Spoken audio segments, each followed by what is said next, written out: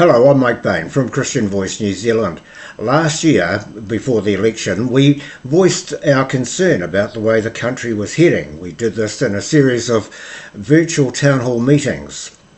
Now, under the heading of Pray Vote Stand, we produced one about New Zealand's culture and where it was heading.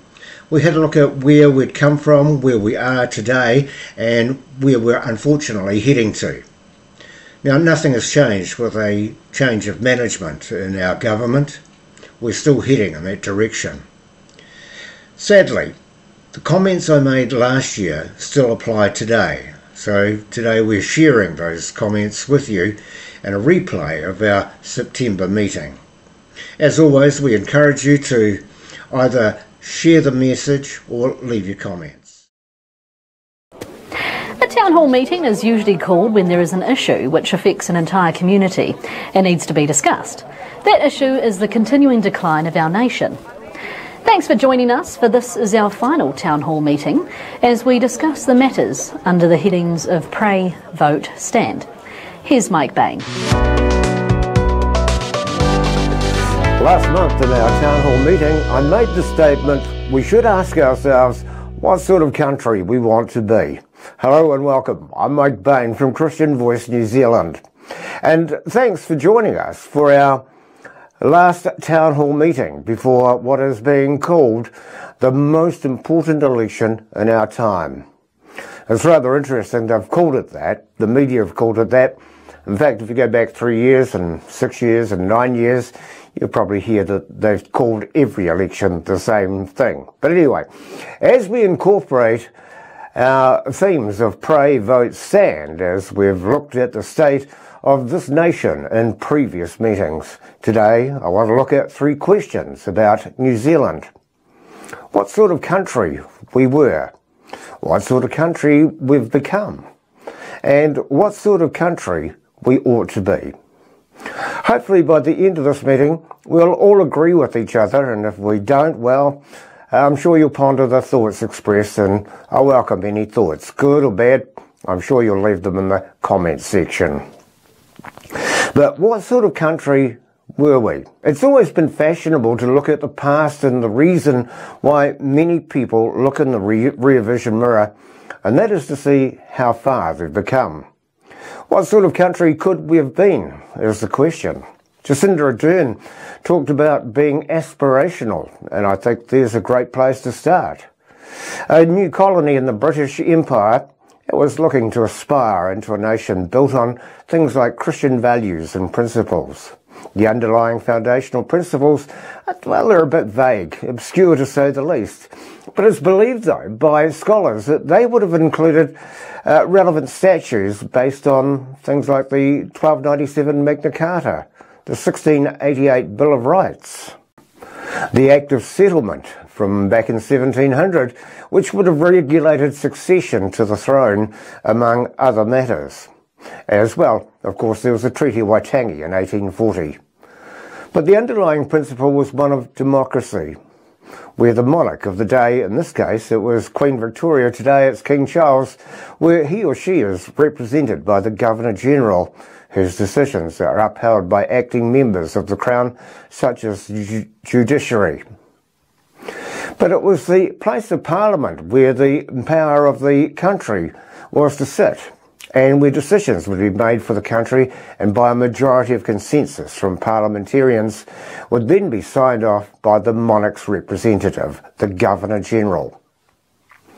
Well, once established, other foundation principles could be adhered to, such as the rule of law, the principle of legality, the dignity of the individual and the presumption in favour of liberty, respect for property, natural justice, access to the courts, the spirit of principles of the Treaty of Waitangi. And it was on these foundations New Zealand became a part of the British Empire. The Treaty of Waitangi was signed in good faith by the Queen's representative and many Maori tribal leaders at the time. To say New Zealand underwent some growing pains as settlers and Maori clashed over lands is a bit of an understatement, an issue which is slowly being settled. But what sort of country were we? Well, around the turn of the 20th century, all were living and working harmoniously towards building this nation. Hard times for the young country were not unlike other nations around the world, with the Great Depression as an example. For its part, as a member of the British Empire, it was called upon to supply its young to distant shores to be sacrificed in the name of the realm and freedom. Following the war, those who had survived the horrors of war, they returned home, and they were expected just to get on with it. They married their long-time sweethearts. They produced a boomer generation, and the country drifted along. Either no one knew the word aspirational or knew how to spell it, but it was a great time for those who remember it. Our neighbours in the Pacific, well, they came to live with us because this country was a safe place for everyone to live. All races, both brown, white or any other colour, lived in harmony. It was kind of like a utopia with differing nationalities working together. I can't say all was perfect, but in the main, everyone got along. This was the real foundation of New Zealand, and one which could have gone on and been aspirational to other lands such as the US with its civil rights issues, and South Africa and its apartheid regimes. But the rumblings of discontent were just starting to rumble within New Zealand's generations, starting to voice their discontent. It wasn't just a New Zealand thing, as we see many Indigenous peoples from all parts of the world starting to rise. The rumblings of change started with the sexual revolution of the 60s with its free love, drug culture and the Vietnam War. Those 4 decades prior to the turn of the 21st century seemed somewhat fast changing. Our young people started to find their own voice, and we started having conversations about free love, contraception, divorce, abortion and peace. They were all to the fore.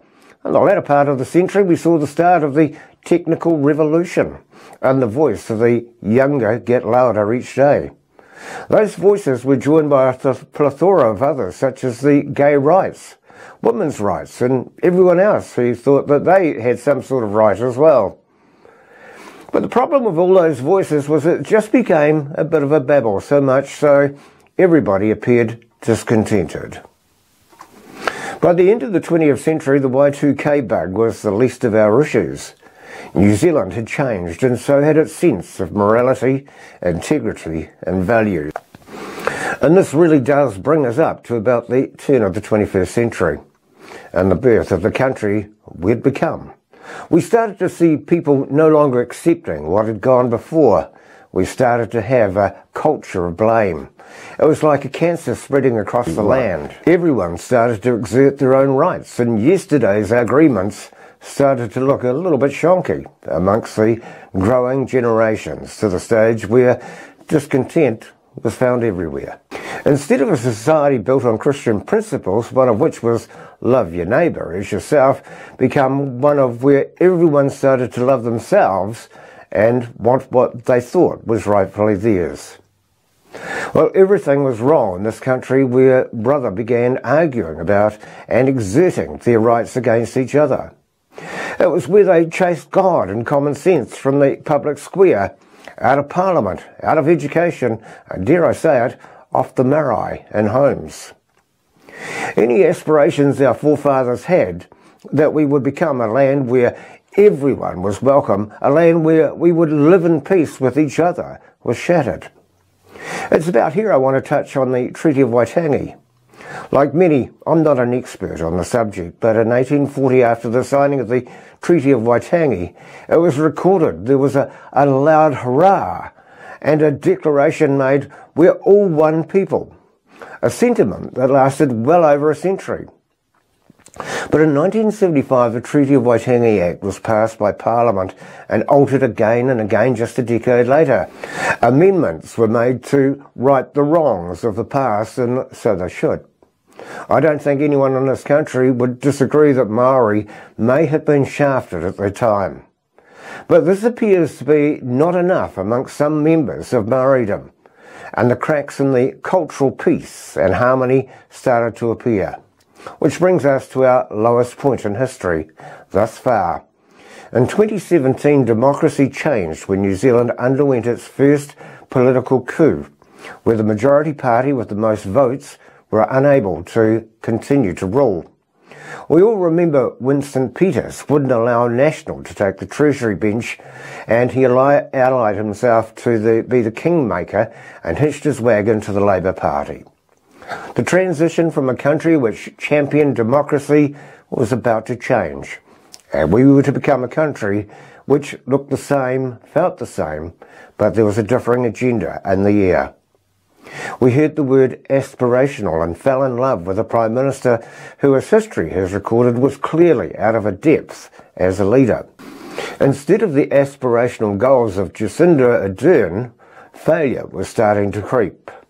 Before the pandemic, there were signs despite all the promises: housing, lifting people out of poverty and improving the lives of ordinary citizens could not, and still 6 years later, be delivered.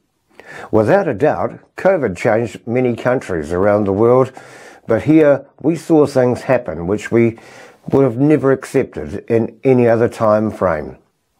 New Zealand became a nation which looked totally different because of the emergency powers which were enacted under the guise to keep its citizens safe. As I mentioned, it's always good to look back to see how far we've come, and now hindsight tells us that we, the New Zealand public, were sucked in by the forces from offshore, and we were ruled by fear. The COVID years will be remembered as a time when left-wing Marxism collided with straight-out fascism, with lockdowns, border security, restrictions on everyday life. We were encouraged to report on the actions of our friends, neighbours and family members. Society was separated into the haves and the have-nots over the mismanaged vaccine rollout. New Zealanders were signed up to become guinea pigs in a worldwide grasp for control. And it was during this time we heard the words, "Be kind, put a teddy in the window." Many put them at the gates and they just weren't kind because they left them out there in all sorts of weather. Just saying. Be kind.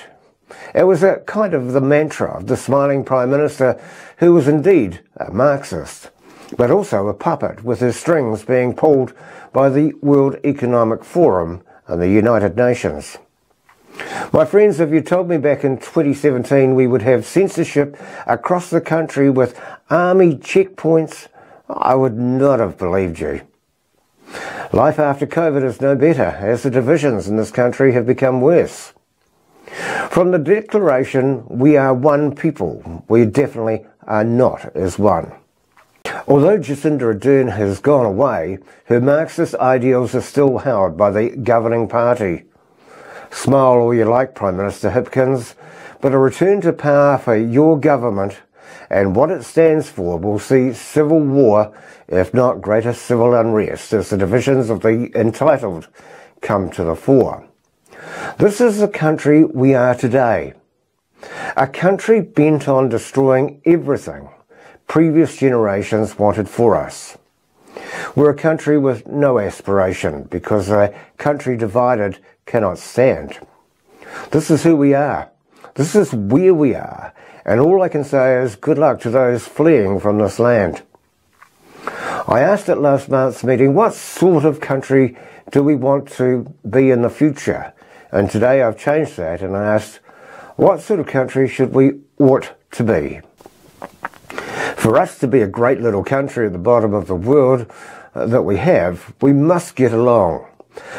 We need to put the past behind us and live with a sense of decency towards each other. Bob McCroskey from Family First is going to love this one. We need to bring families back to the dinner table. Yes, we do. We need to take responsibility for our families. If you're going to let the village raise your child, beware. The village produces idiots as well. And believe me, there's plenty of them these days. We need to have a culture of dignity and acceptance of each other, as we're all different in our families, tribes. We're all strangers to this land that we call home. You know, with the forthcoming election, we need to have strength, wisdom and fairness back in Parliament. Above all, we need leadership not popularity. If it means we need to change our constitution, then let's start having the discussion. You know, there's so much we can do, but it takes someone to make a start if we're to heal our nation and become what it ought to be. Now, can you be that person? Can you accept your fellow worker as different, has a differing opinion, maybe even has different skin colour? It doesn't matter. We need to accept and let others know we accept them. So let me come to our theme of those meetings throughout the year. Pray, vote, stand. Without a doubt, if we as a nation return to God His love, His mercy and His sovereignty, we as a nation will be blessed. We need to pray for that to happen. It just won't suddenly become all kumbaya in the morning, but if we took a biblical attitude to the way we treat each other, you won't but help notice the difference.